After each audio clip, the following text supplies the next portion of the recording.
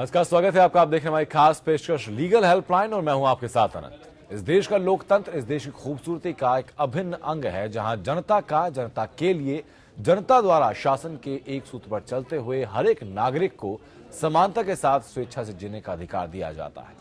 लोकतंत्र की आत्मा संविधान को कहा जाना गलत नहीं होगा और इसी संविधान का प्रियम्बल यानी संविधान की प्रस्तावना भी समाज के हर व्यक्ति के लिए समता और न्याय की बात करता है।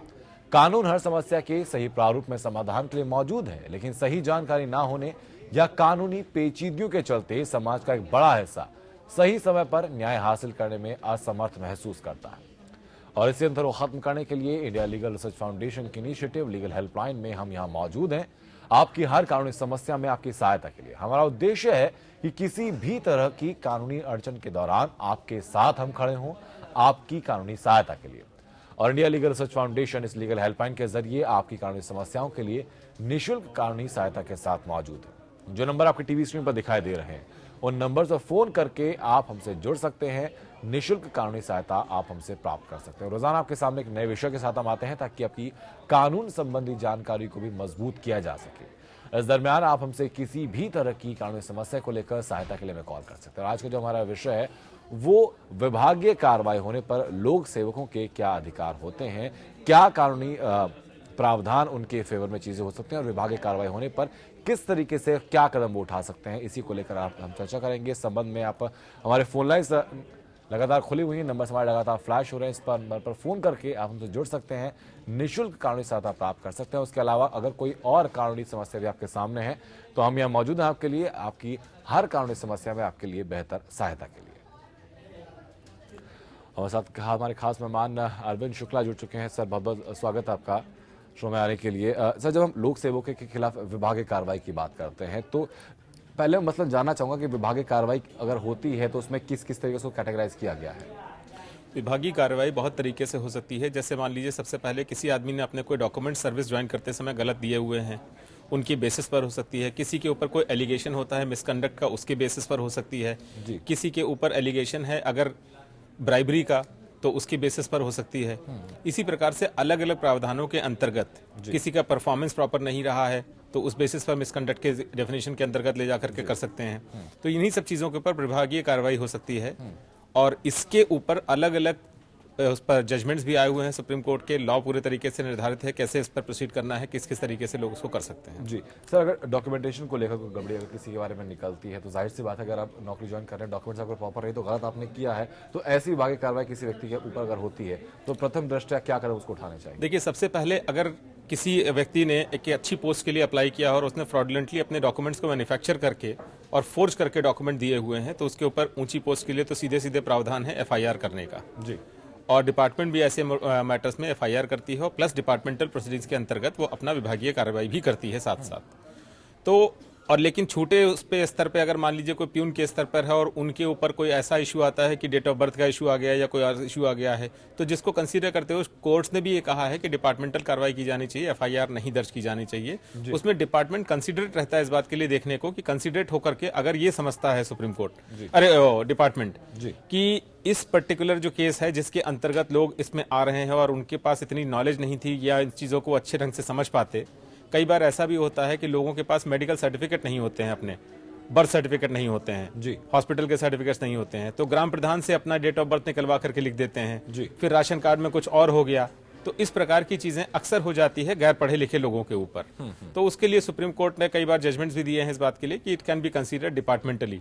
तो उन कंसीडरेशंस पे अगर डिपार्टमेंट को लगता है कि हाँ उसकी गलती ऐसी है जिससे कि पहली चीज तो देश को कोई हानि नहीं हो रही है लेकिन उसके बाद भी उसको माफ किया जा सकता है, तो डिपार्टमेंट उसको कंसीडर करके वार्निंग दे करके या कोई एक छोटी सी पनिशमेंट दे करके छोड़ सकते हैं। ठीक है सर, ब्राइबरी के बारे में अगर हम बात करते हैं, इसमें कई दफा हम लोग फ्रिवलेस कंप्लेंट्स की भी चीजें देखते हैं। तो अगर ऐसी कोई चीजें आती हैं किसी के खिलाफ कोई झूठी शिकायत की गई है रिश्वत लेने की, तो उस वक्त इंसान फिर क्या करे?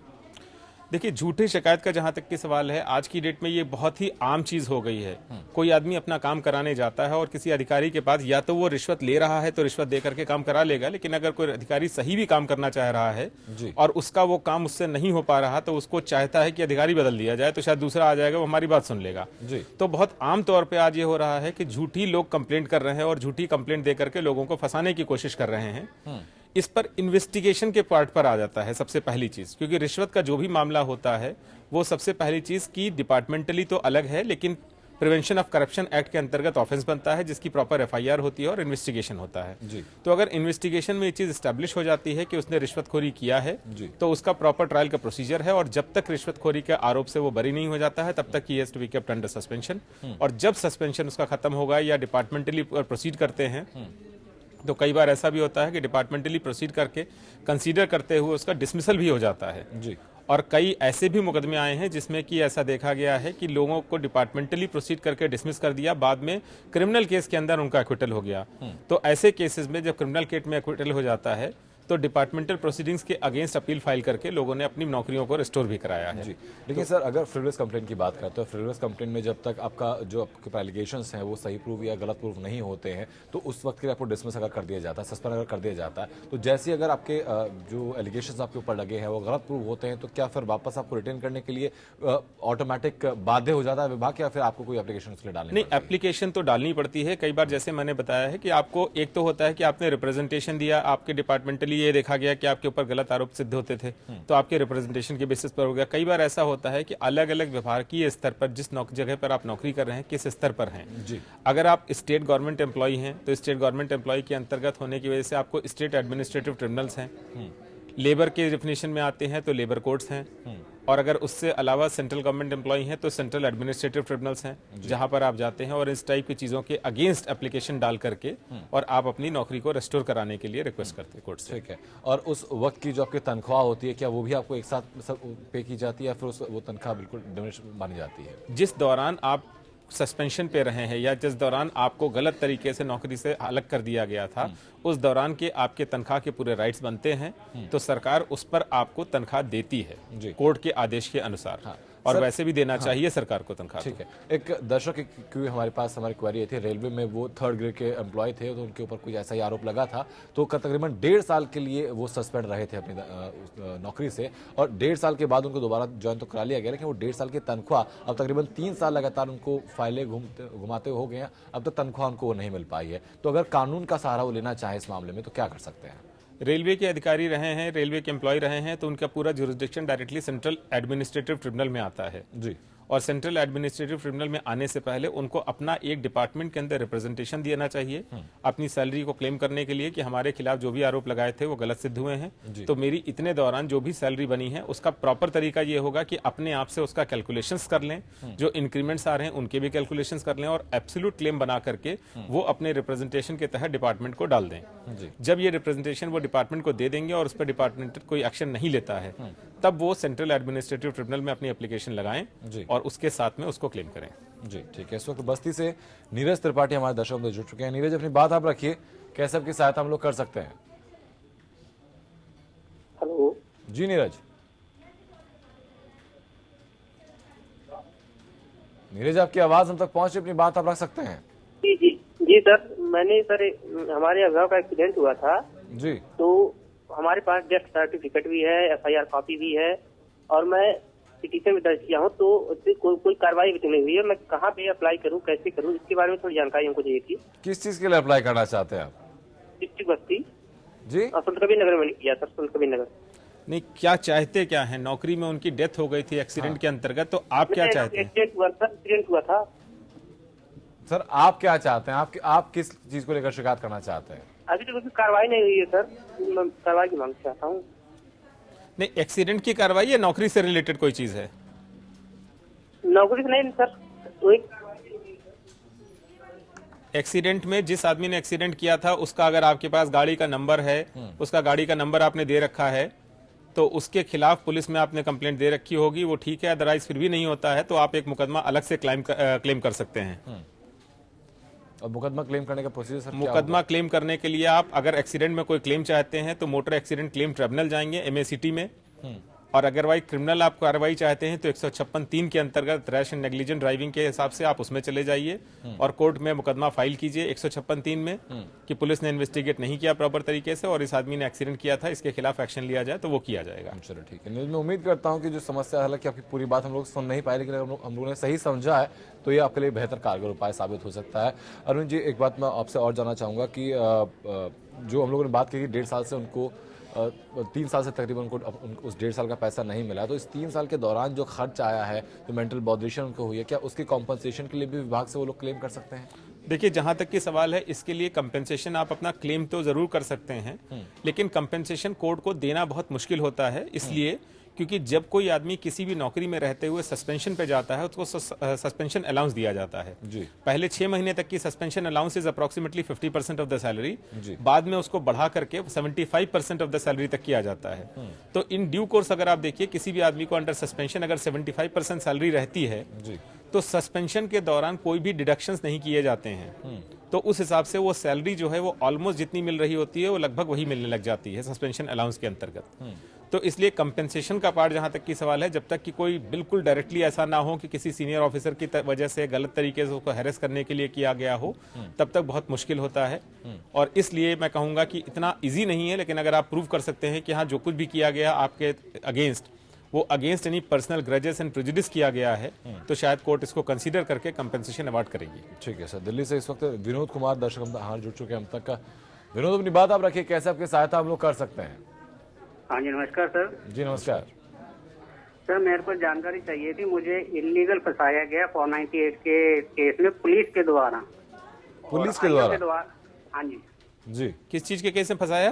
498 का केस। 498 है। हाँ जी, डावरी केस में। हाँ जी। और उस केस के अंदर मुझे कोर्ट के द्वारा भी इलीगल ही भगोड़ा घोषित किया गया है। हाँ जी। वो अभी हाई कोर्ट में पेंडिंग है, मुझे पीओ पे किए गए घोषित में। तो मेरी को ये जानकारी चाहिए कि एक तो जज के द्वारा जो मेरे को इलीगल फोन अपना घोषित किया है पीओ, और प्लस मेरे को क्या कहते हैं आईओ ने जो झूठा फंसाया, इन दोनों के खिलाफ जो अभी कार्रवाई क्या मैं कर सकता हूँ कोई? विनोद जी, अभी आपने जैसा बताया कि आपके खिलाफ पुलिस ने फंसाया है आपको 498A के अंतर्गत, तो सबसे पहले तो ये समझिए 498A की जो कंप्लेंट है वो आपकी पत्नी की तरफ से जाएगी, आपके ससुराल वालों की तरफ से आएगी। दहेज का मामला है ये। तो पुलिस वालों ने आपके खिलाफ जो भी किया होगा उसमें कोई ना कोई कंप्लेनेंट रहा होगा और उसने उस चीज को परस्यू किया है। इसके बाद बात आती है, आपका ये कहना है कि हमें भगोड़ा घोषित किया गया है। जब आपकी जानकारी में कोई भी चीज आ जाती है तो ये ड्यूटी बन जाती है आपकी भी कि आप कोर्ट में अपीयर हो जाते, और अगर आप कोर्ट में अपीयर नहीं होते हैं, जब डेट लगती है और आपको जानकारी होती है उसके बावजूद आप नहीं जाते हैं, तो बट नेचुरल है कि कोर्ट आपके खिलाफ प्रोसीड कर सकती है इस मामले में, और उसी के बेसिस पर कोर्ट ने आपको पीओ डिक्लेयर करने के साथ किया है। अगर अभी भी आपकी जानकारी में कोई चीज आ जाती है तो बेशक आप कोर्ट के सामने जाइए और अपने आप को उपस्थित करके बताइए कि ये सर्कमस्टांसेस रहे हैं, ऐसे रहे हैं, और मैं कभी भी कोर्ट से एब्सकॉन्ड नहीं किया हूं। जैसा आपने बताया हाईकोर्ट आप ऑलरेडी जा चुके हैं, तो मुझे उम्मीद है शायद आपको कोई इंटरिम प्रोटेक्शन हाईकोर्ट से मिल जाएगा और फिर आप ट्रायल कोर्ट में अपीयर हो जाइए जाकर के, तो आपका भगोड़ा होने का जो काम है वो खत्म हो जाएगा। जी, उम्मीद करता हूँ विनोद की बेहतर कारगर सहायता आपको इससे मिलेगी।